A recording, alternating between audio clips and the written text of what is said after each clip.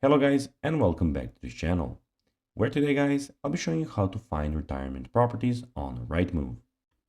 Now guys, the first thing that you of course need to do is go to rightmove.co.uk and you'll be greeted by a website looking like this. Now guys, when you did that, you just need to go and log into your profile. But guys, if you do not have one, you can always go and register to Rightmove.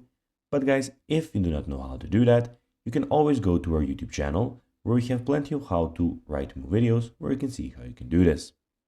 Now guys, that we got that out of the way, let's see what we actually have in front of us here.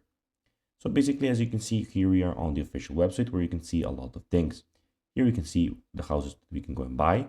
We can see some houses that we can go and rent. We can see some house prices here. We can go and find agents, so find estate agents. We can see commercials, Inspire, and we can see some homes that are overseas, so in all countries and some European countries, as you can see. In the middle of the screen, we can see that we have a search bar where you can go and put your address in and type for sale or to rent, basically whatever you want. And guys, also in the top right corner, we have My Rightmove, where you can see everything about your profile.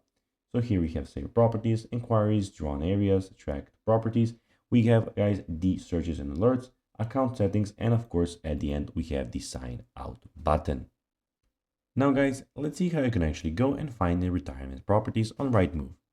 Well, to do so, you'll need to go to the search box where you can go and type retirement homes, and there you can then find them. So guys, that will be everything for this video. I hope that you found this video informative and entertaining. If you did guys, don't forget to like this video, share it, subscribe to the channel, and put the notifications on. And guys, as always, I'll be seeing you in the next video. Bye guys.